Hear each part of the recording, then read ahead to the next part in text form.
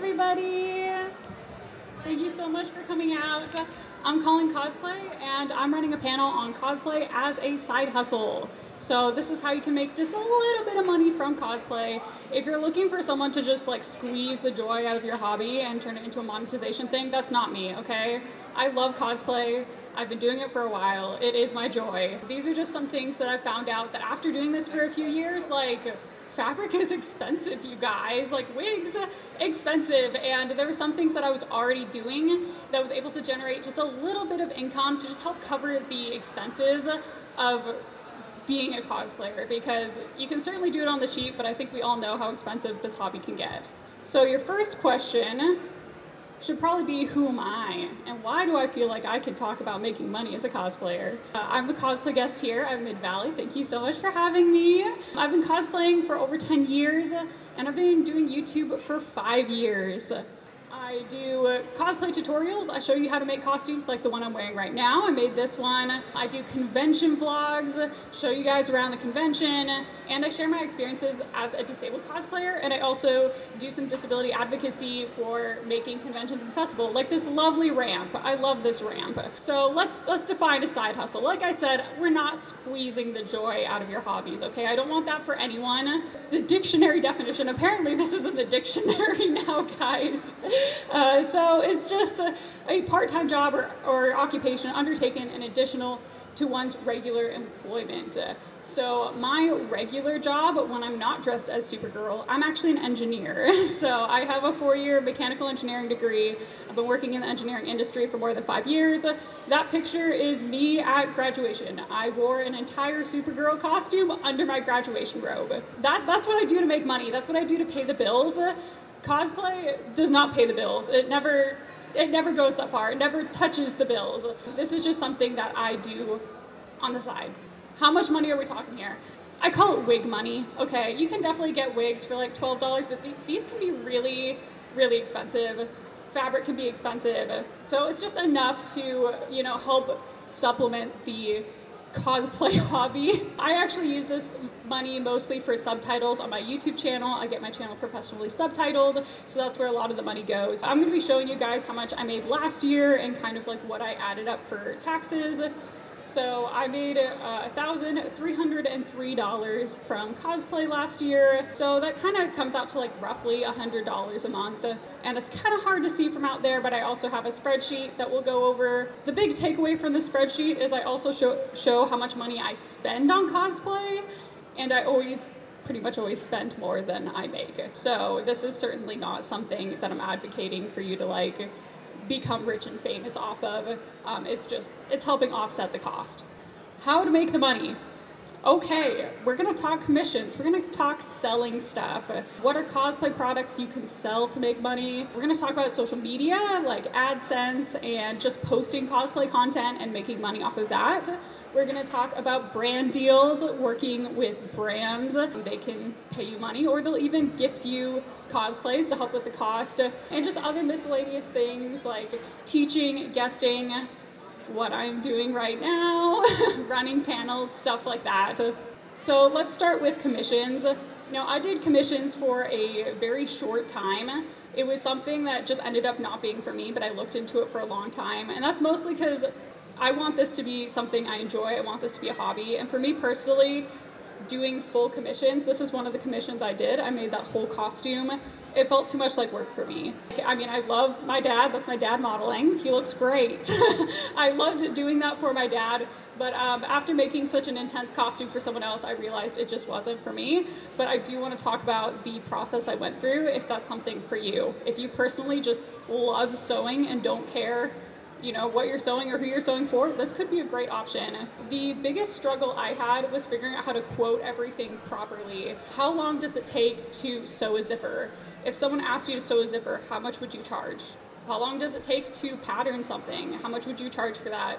That was my biggest struggle with commissions, because people would say, hey, sew a Supergirl costume. And I'm like, how do you even put a price tag on that? And I always ended up underselling myself by like a significant amount. My biggest recommendation if you want to do commissions is for my own personal projects. I kept track of how much the materials cost and how much the labor cost. Just so when someone came and asked me for a quote, I could look at this build and be like, okay, I dyed some fabric for this build and it took me this long, so I know I need to charge that much. Some commissioners do an hourly wage and calculate it that way. Others don't, maybe they have a flat rate. But here's what I did for Tekna. So for that character, I dyed all the fabric. It's all custom dyed. I did some patterning on it. I sewed it all together. It's completely lined. It's a very nicely made costume. And it says it took me 20 hours to make this. So looking at this costume, little crop top and pants, someone asked me to make this, would I have known it was 20 hours? I feel like I probably would have sold myself short at like maybe 10. It's hard to wrap your brain around like how long it actually takes to make a costume and how you can charge appropriately for making a costume. And then I also count the material cost. I mean, if someone's paying for a commission, you want them to buy the fabric, not you, right? So you also need to know how much fabric costs and how, like what fabric you're going to use, what's the right fabric choice. So I also keep track of that just to get a better idea. So the total, this says the costume was $200. That's because I had just a very extravagant shoes. It's really like $100 and $100 shoes. I cannot resist platform shoes. So if I'm going to treat myself, I'm going to get some platforms. But, you know, would I have come up with $100 and 20 hours of work? Probably not. So definitely keep track of what you're doing for your personal builds. There are some other things that you can sell cosplay-wise. Doing full costume commissions is kind of intense. Some people actually do that professionally, and that is their like whole job. So there are some smaller things that are more on the side hustle level. I see a lot of people selling 3D print files, you know, like STL files, and that's digital. And the really cool thing about that is you put it on Etsy, they buy the file, gets emailed to them automatically, and you get money in your bank account. That's how it works. The same with digital patterns. You just put those up on Etsy or wherever you're selling, and it's just a really nice passive income. You don't have to ship anything. It just shows up. It just emails it. It's all automatically done. Some people just make little jewelry pieces or little smaller props. Like if I wanted to do commissions just for Supergirl shoes. And like there are some people who just specialize. They like only do one thing and they're just fantastic at it. You can do wig styling. Some people just style wigs, or some people just do alterations. There's a big market for like alterations for regular clothes too even. I have the little meme, pros and cons of making things, pro thing, con make, which I think sums it up pretty well. So commissions are really great for some people, but for me, it just wasn't bringing me the same joy as making something for myself. What I do still sell is old costumes. This is Cosplay Resale. And while this is a panel about making money, this is more of a sustainability thing for me. Because what happens to our costumes when we are done with them? Where do you take them? Do you take them to Goodwill? What's Goodwill gonna do with a custom-made Supergirl costume? How will they know that this is like custom-made, fitted, and is very expensive Yaya Han 4-way matte stretch? They won't. You know, they might put it on the rack with their Halloween costumes. It might just get thrown away. So you really got to think about like what happens to your costumes when you're done with them. So I do cosplay resale, and that's just selling costumes. Not a huge moneymaker, I just sell them for the material cost, but it is something that's really more sustainable, and in a way you kind of get that material cost refunded. So here is one of the costumes I sold. This is Ino from Naruto Shippuden. I sold her for $30, $15 shipping, and the site I was selling her on, they took like $3, so I got $42 selling that costume, which then I had to, you know, use the $15 for shipping. Cosplay resale sites, there's actually Lumica and Coscove. These are both cosplay specific resale sites. They're just for costumes. I found that people who are selling on fashion resale sites like Depop, Mercari, you just get drowned out by everything else. And a lot of people that come across your costumes, they don't even know what this is, right? Cosplay is becoming a lot more mainstream, but the appreciation for completely handmade, custom-made costumes, you don't find that as much on these fashion resale sites. So there are cosplay specific resale sites, which is really great, and I've had a lot of luck. I have rehomed so many costumes on those two websites, and you can kind of see, here's some of my listings.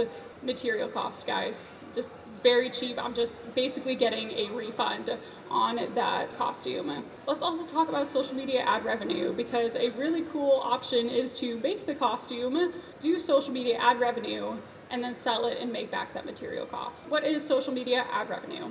So you can make stuff on social media and you can get paid.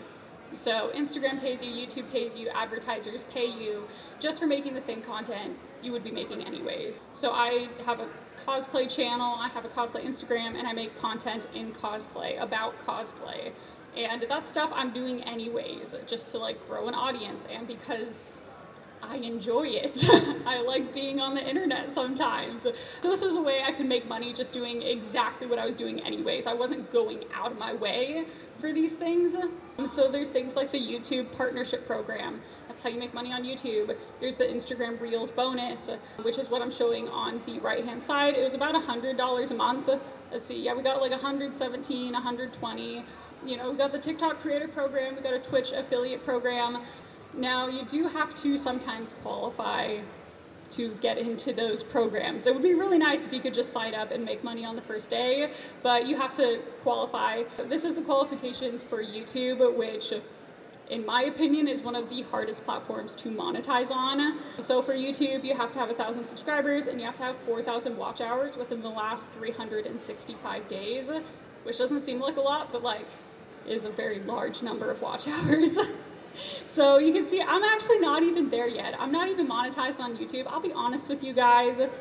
I'm working on it, but I'm not even there yet, okay? And I've been doing this for 5 years. So it is very difficult to monetize on some of these social media apps. But when you get there, it's just doing what I've been doing for the last 5 years and, you know, getting some revenue from that to help fund it.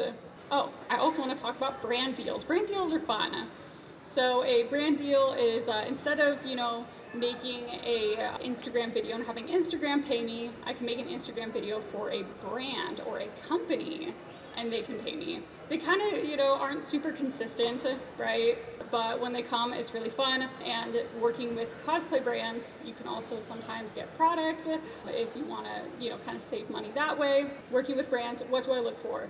First thing I look for is if it's a scam. If a brand reaches out to you and asks you to pay them for a product, it is a scam. You should not be paying money. That makes you a customer, not an influencer. Have other people worked with the brand? I always do a quick Google search. If a brand says, hey, we love your content, we want to give you thousands of dollars, and I Google search and they don't exist, like that's a red flag, okay? You do not want to be working with that brand. And does it align with my content? So somehow I have gotten on like an email list for everything, and I keep getting emails about doing like baby products, and I don't have a child. I don't know where I'm supposed to find this baby to do baby product videos, okay? So you need to know that it's like within your brand. Like for me, cosplay, maybe fashion. If I get a deal that's outside of that, not really for me. And then what's the time frame and the pay like? So at the bottom, I have a brand collab offer. This is one that I flagged as a scam. It says, hi again, my friend. If someone says my friend and not your name, it means that they probably just did a copy all and send. Or if they say dear, I get that a lot. It's like, hello dear, would you like to advertise our dishwasher soap? And I'm like, I don't think you like knew you were sending this to me. Long time no contact. Thank you for testing before. I've never tested before with this person in my life. I have my own business now, and we have a crystal hair eraser, and we know it's not about your channel, so we don't need you to post. We just want you to order for your girlfriend or your wife or your family as a gift. Please see attachment. So again, they don't know me. I don't have a girlfriend or a wife.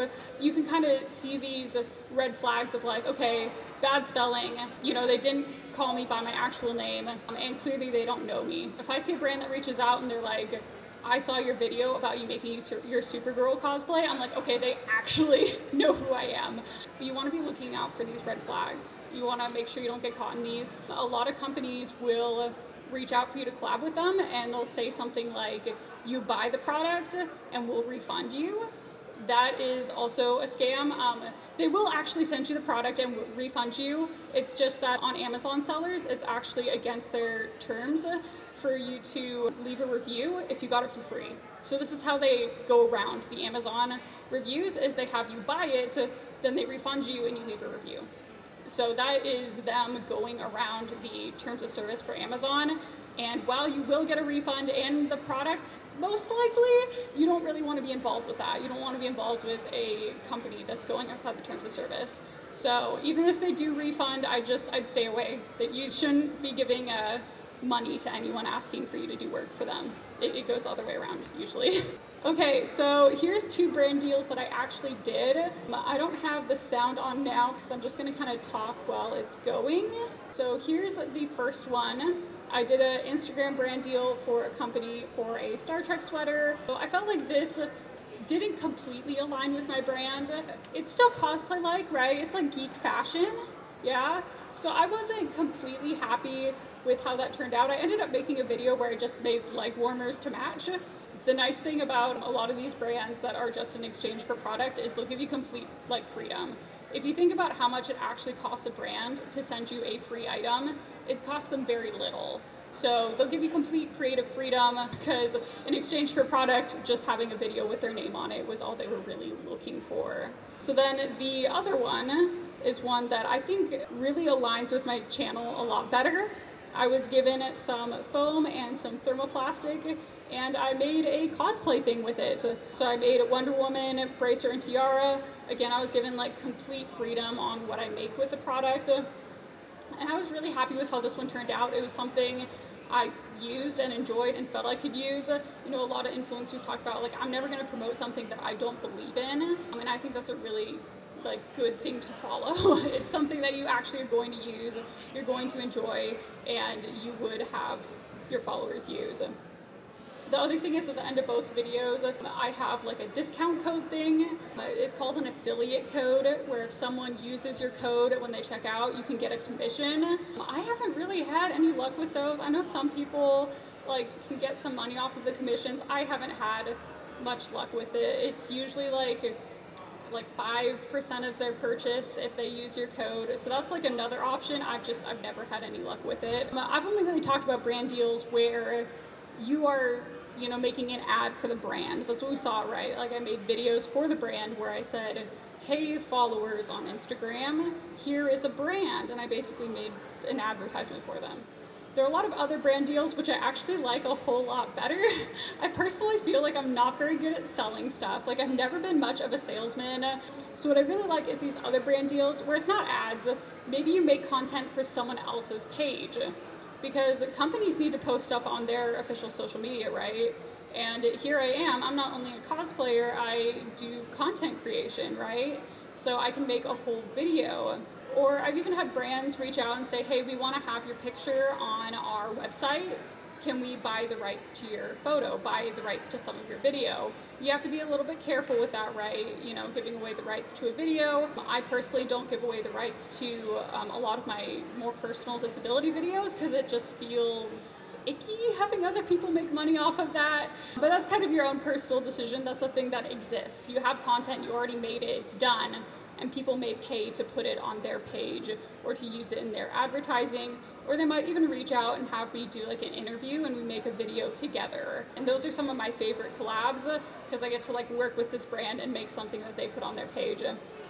You can also do teaching or consulting for a brand. Someone could reach out to me about like, hey, we're running an event and we want to know if a wheelchair user is going to be able to attend. Like what kind of ramp do we need? And that's something a brand could reach out to me and I could be a consultant for. Or just how to make the costume, how to run the cosplay contest. So there's a lot of things you can do that are kind of behind the scenes that also can make money, and like no one of your followers even need to know. You might not even need a following to do these things. As long as you show you have expertise in the field, they might bring you on for a teaching workshop.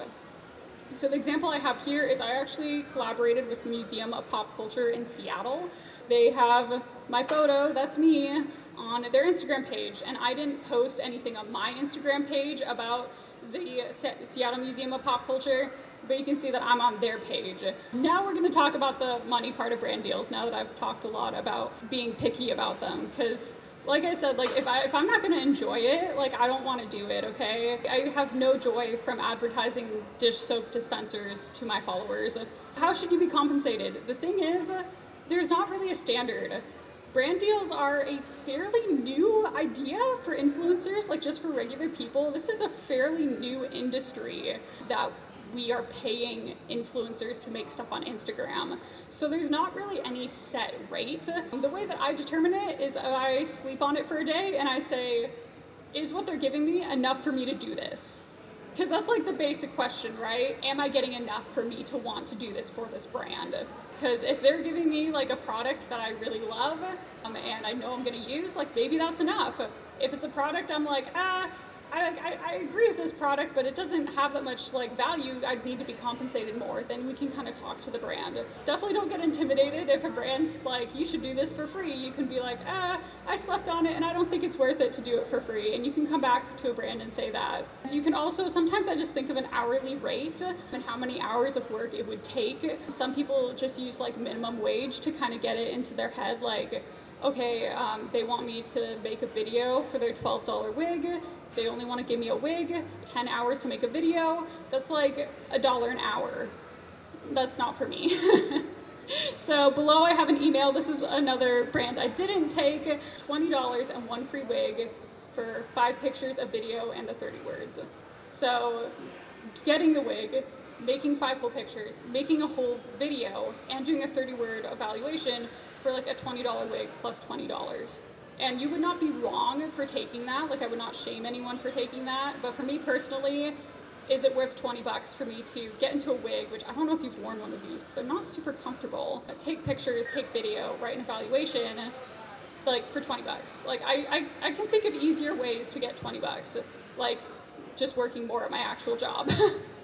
So that's just something you have to think about for yourself. But again, like I would not shame anyone for taking this if they felt it was worth it for them. You just have to decide if it's worth it for you. And this just wasn't for me. Working with cons. I've been press at a lot of cons. I do YouTube, so sometimes I'll work with a con and they'll give me a free badge or whatever, and I'll do a YouTube video in exchange. You can also be a guest. That's what I'm doing here. Or a panelist, which is what we are doing right now. I'm running a panel for the con. You can judge the cosplay contest, which I'll be doing later. Any of y'all in cosplay want to sign up? The sign-ups are at this booth right up here. Please sign up for the cosplay contest. I'd love to see you guys. Or you can run like a booth, like some of these people over here. Those are all options for working with cons. And it's very similar to like compensation for brand deals, right? You just have to decide if it's worth it. If it's a con that I attend anyways, and they're like, we'll give you a free badge for you to do a YouTube video, I'm like, sold, man. I was gonna be there anyways. I was gonna do a YouTube video anyways. Like, I'm down. But if a con in like Texas or something was like, hey, can you come down and judge our cosplay contest and we'll give you a $350 badge? It's like, okay, well, it costs money to get down to Texas. It costs money to drive there and the hotel stay, and then that wouldn't be worth it. So it really kind of depends on the con, your situation. Are they going to cover travel, stay? Some cons will even pay like an appearance fee where you actually get paid, not just having your expenses covered, but you'll actually get paid a fee for working for the con. Really just kind of depends on what you are looking for. General advice, having good relationships with your local cons. These are great opportunities to meet people, networking if you want to use that word, but also just like making friends. It's just good to have a good relationship with your local conventions. So this is something I don't personally do, but I feel like I should talk about because this panel would be kind of incomplete without talking about it, and that's you know, a Patreon, a Ko-fi. Basically, it's this thing where you set up your Patreon, your whatever, and you can make rewards in exchange for funding.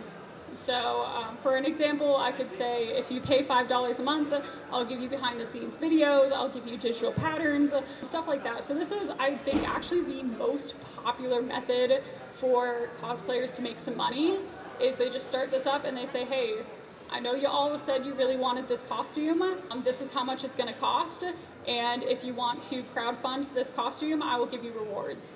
And sometimes it's printed rewards, like maybe they'll print out some photos, maybe they'll write you a little thank you note. I've even seen some of these where you get to choose the cosplayer's next cosplay, like they'll have polls, and like you can choose the cosplay for that character, stuff like that. So this is really popular.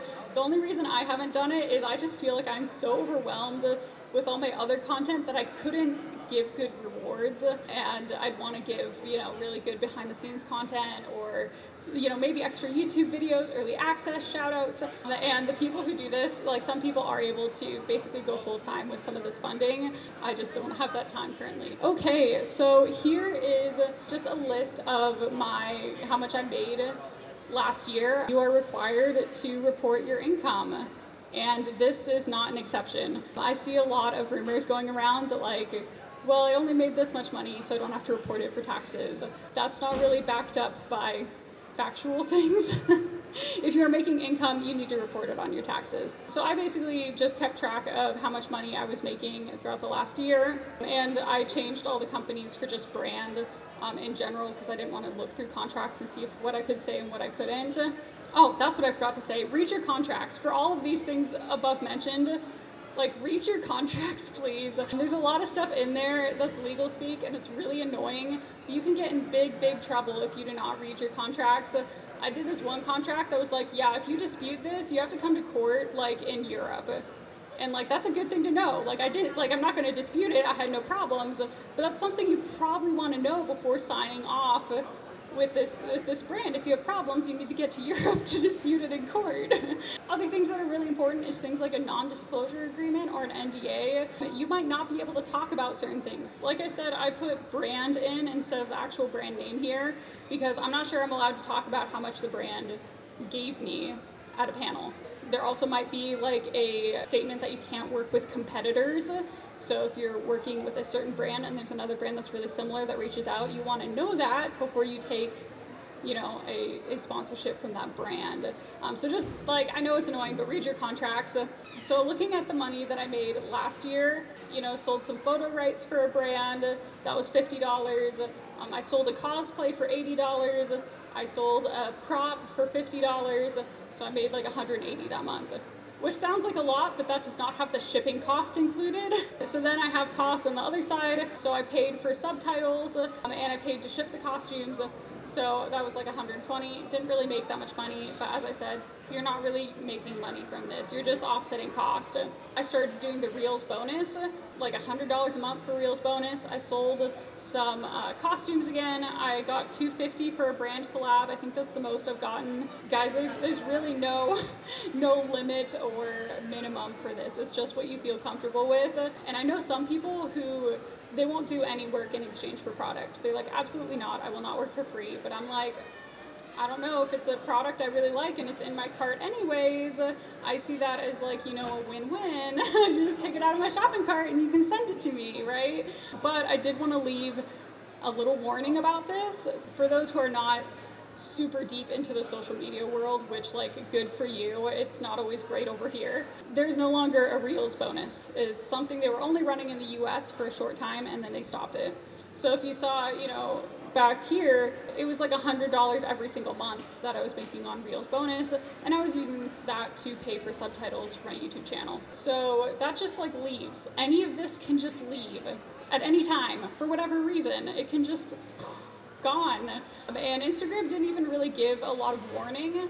And there were some creators I knew who were using that money to pay their bills. I'd be really, really cautious about using this money to pay for your rent, because it can leave at any time. And if you're a professional, that's different. This panel is not about professional cosplay, it's about wig money, okay? And now I'm just working really hard to get monetized on YouTube. So that's what I got. Are there any questions from you guys about making money in cosplay?